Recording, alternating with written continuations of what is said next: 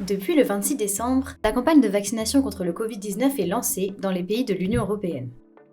Pour l'instant, les doses du vaccin Pfizer sont réservées aux personnes âgées et au personnel soignant, mais elles seront distribuées au reste de la population dans les prochains mois. Seulement, voilà, un sondage publié le 29 décembre par l'Institut Ipsos montre que plus la campagne avance, plus les Européens sont réticents à l'idée de se faire vacciner. Et dans ce mouvement à reculons observé ces derniers mois, les grands champions étaient les Français. En décembre, seuls 40% d'entre eux se disaient prêts à recevoir le vaccin contre le Covid-19, alors qu'ils étaient 54% en octobre et 59% en août. Après cette dégringolade, un autre sondage publié le 14 janvier par l'Institut Odoxa, cette fois, semblait montrer une inversion de cette tendance, puisque 56% des répondants français se disaient favorables à la vaccination. Au niveau européen, la tendance était toutefois au recul ces dernières semaines. Il y a quelques mois, on pouvait attribuer une partie de cette défiance au fait que le vaccin n'était pas encore abouti, ou que son déploiement en Europe était encore lointain et flou. Mais aujourd'hui, les campagnes de vaccination sont bien concrètes. Alors, pourquoi ce scepticisme persiste-t-il ? D'abord, il faut préciser une particularité propre aux Européens. Car avant même la pandémie de Covid-19, ils étaient plutôt nombreux par rapport à la moyenne mondiale à être hostiles au vaccin. Un sondage de l'Institut Gallup a montré que seuls 44% des Européens de l'Ouest étaient d'accord pour dire que les vaccins sont efficaces. Et les résultats ne sont pas beaucoup plus élevés dans le reste de l'Europe. Mais alors, comment comprendre cette tendance qui va croissant ces dernières semaines ?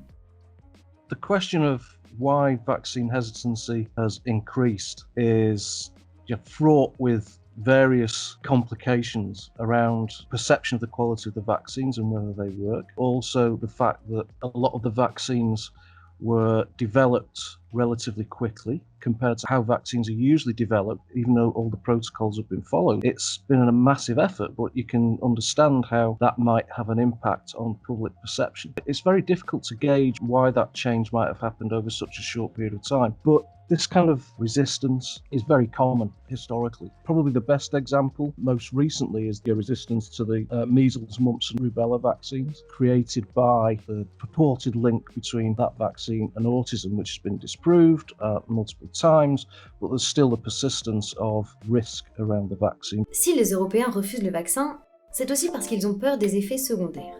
En France, par exemple, 72% des réfractaires évoquent cet argument en premier lieu.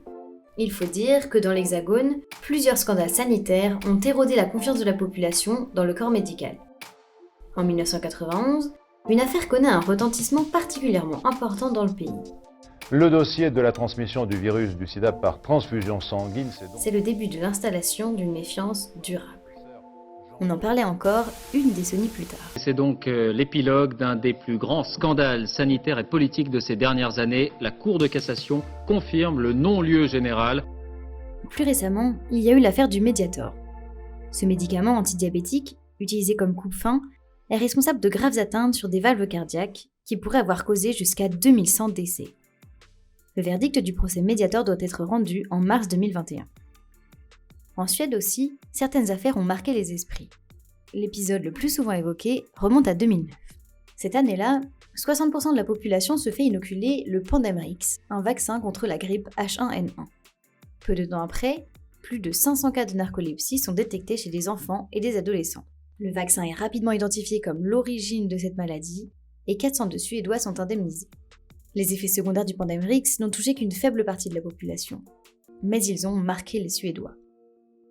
Parmi les autres raisons évoquées, il y a le doute sur l'efficacité du vaccin et le sentiment d'invulnérabilité face au virus. En Italie, par exemple, 27% des réfractaires doutent de l'efficacité du vaccin et 13% affirment ne pas se sentir en danger face au virus. Of taking responsibility for our communities rather than for individuals. As a relatively healthy, white, middle-aged man, my own personal risk might not be as great as other folks. But if I contract the disease and pass it on to somebody else, then my individual risk isn't really what matters here. It's for the rest of the community. And I think the other thing we have to think about is trust in both politicians and scientists. As we've seen over for example, climate instability, as we've seen over, for example, the Brexit debates in the UK. Very different issues, but where science and expertise is being attacked and questioned, it makes it difficult to work out who to trust. And I'm not saying here that everything that scientists say is right and shouldn't be questioned and shouldn't be disputed. What I'm saying is that what scientists say about these sorts of issues need to be taken seriously. Viruses don't care about our politics, they don't care about our feelings, they don't care about our opinions. So I think the way in which we can best manage this virus is through a vaccination program that reaches herd immunity that will reduce and eventually dampen down the levels of transmission within a community. Lundi 28 décembre, l'Organisation mondiale de la santé a déclaré que le vaccin ne stoppera pas la propagation du virus. Likely scenario is the virus will become as another endemic virus, a virus that will remain somewhat of a threat, but a very low-level threat in the context of an effective global vaccination program.